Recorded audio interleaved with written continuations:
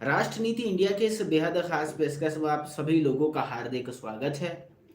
दोस्तों, आज दो तीन मुद्दों पे मैं बात करूंगा। सबसे पहले कोटद्वार की बड़ी रैली और क्या इस रैली से सरकार के होश ठिकाने लगे हैं, पूछता है उत्तराखंड। दूसरा, हाईकोर्ट ने सरकार से 21 सितंबर तक निर्णय मांगा है, सरकार का इस पे क्या स्टैंड रहेगा, पूछता है उत्तराखंड। और धामी जी ने आखिरकार बेरोजगार युवाओं को मिलने का वक्त दे दिया है। आखिरकार ये कौन सा डर, कौन सा भय और कौन सा खौफ था, पूछता है उत्तराखंड। आइए इन मुद्दों पे तफसील के साथ बात करें, लेकिन उससे पहले आप सभी लोगों से अपील कि राष्ट्र नीति इंडिया पर अगर आप पहली बार आ रहे हैं तो चैनल को सब्सक्राइब करें, वीडियो पसंद आने पे लाइक करें और अपने दोस्तों के साथ आप इसे शेयर जरूर कर सकते हैं। तो दोस्तों, आज का जो हमारा वीडियो है, सबसे पहली बात, हाईकोर्ट ने जो 21 सितंबर तक जवाब मांगा है। कांग्रेस के एक विधायक हैं और उन विधायक साहब ने सीबीआई जांच को लेकर के हाईकोर्ट में एक रिट पिटीशन फाइल की थी, जिस मामले में उत्तराखंड हाईकोर्ट ने 21 सितंबर को सरकार से इस विषय पे जवाब मांगा है। अब देखने की बात ये रहेगी कि उत्तराखंड की सरकार इस मामले में क्या कहती है, क्योंकि सगे संबंधी को बचाने के लिए अपने सरकार के कई नेताओं का दामन जलता हुआ देख उत्तराखंड के मुख्यमंत्री धामी साहब सीबीआई जांच से अगर मगर कर रहे हैं। कह रहे हैं कि जरूरत पड़ेगी तो सीबीआई आएगी। पूछता है उत्तराखंड, जरूरत नेताओं को नहीं, जरूरत जनता को है। जरूरत नेताओं को नहीं, जरूरत जनता को है, और जनता मांग रही सीबीआई और ईडी। आपको क्या आपत्ति है मुख्यमंत्री साहब, पूछता है उत्तराखंड। आपको क्यों आपत्ति है मुख्यमंत्री साहब, पूछता है उत्तराखंड। सीबीआई और ईडी के लिए आज क्यों हमें हाईकोर्ट जाना पड़ा? अगर स्वतः संज्ञान लेकर के आप सीबीआई और ईडी की घोषणा कर देते तो क्या ये सही तरीके से नहीं अच्छा लगता? पूरे राज्य की जनता कहती हाँ कि भैया चीफ मिनिस्टर साहब की तो नीयत साफ है, अपनी ओर से तो बेचारे कर ही रहे हैं। लेकिन जब हाईकोर्ट मामला पहुंच चुका है तो अब कहीं ना कहीं इस मामले पर सवाल निशान उतरने तय है।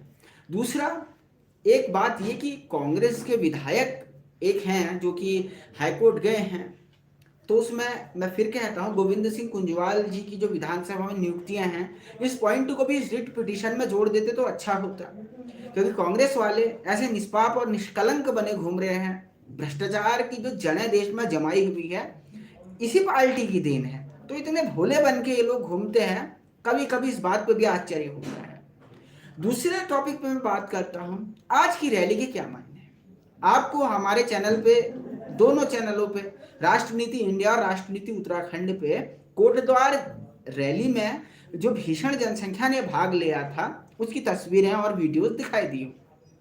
दोस्तों, जिस तरीके से भीड़ जुट रही है, सबसे पहले अल्मोड़ा में एक रैली हुई थी 6 सितंबर को, 1000 बच्चे उसमें भी इकट्ठा थे। देहरादून में रैली हुई, 5 से 10 हजार लोग वहां इकट्ठा थे। आज भी कुल 5 से 10 हजार लोगों का इकट्ठा होना कोटद्वार में, और ये मैं अनुमान बता रहा हूं, अलग अलग बता रहे हैं, लेकिन जो मेरे सूत्र थे उन्होंने बताया, क्योंकि यहाँ पे सोशल मीडिया पे ये भी हो जाता है कि भाई आप कैसे कह रहे हो, आपने कहा तो कहा कैसे, तो अनुमान है, और अनुमान किसी का कुछ हो 10 लाख भी हो सकता है, तो कई लोग इस मामले को वो ना करें।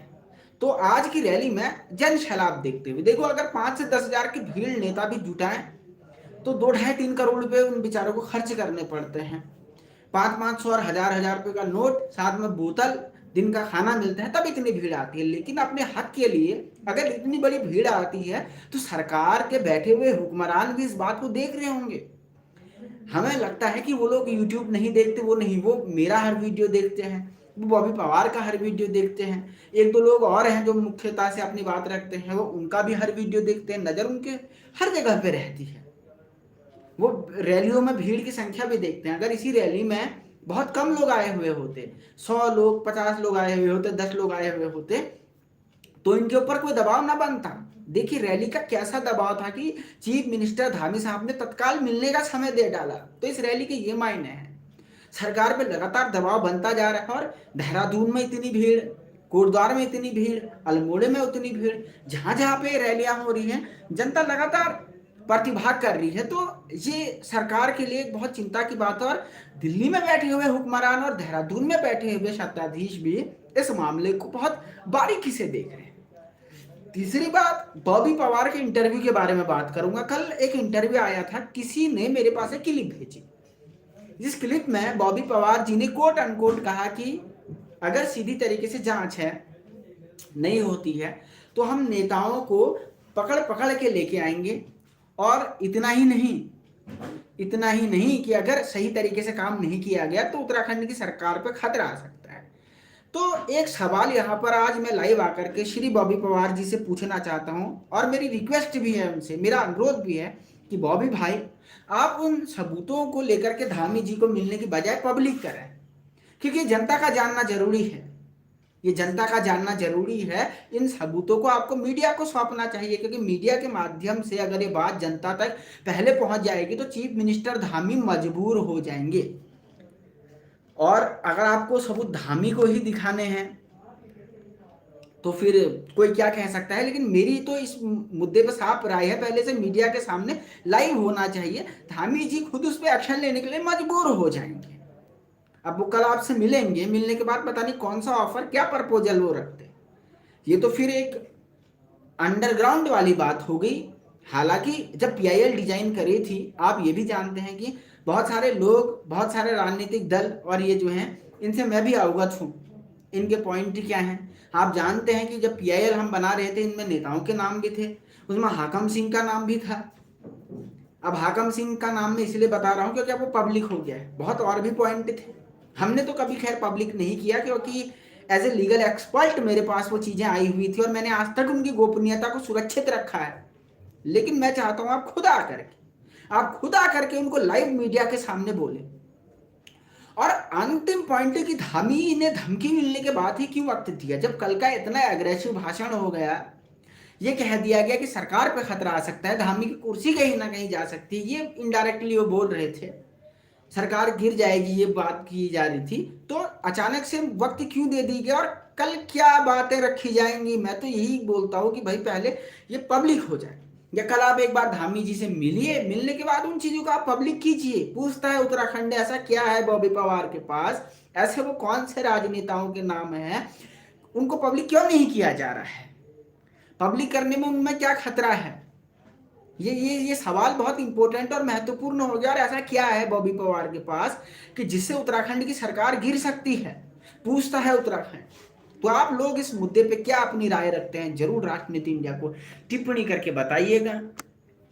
और कोटद्वार रैली, हाईकोर्ट निर्णय और धामी के मिलने के वक्त के पीछे की इस खास डिस्कस को अपने स्टेटस में लगाइए। राष्ट्रनीति इंडिया पर पहली बार है तो चैनल को सब्सक्राइब करें। बहुत बहुत शुक्रिया, धन्यवाद, नमस्कार। देखते रहे राष्ट्रनीति इंडिया।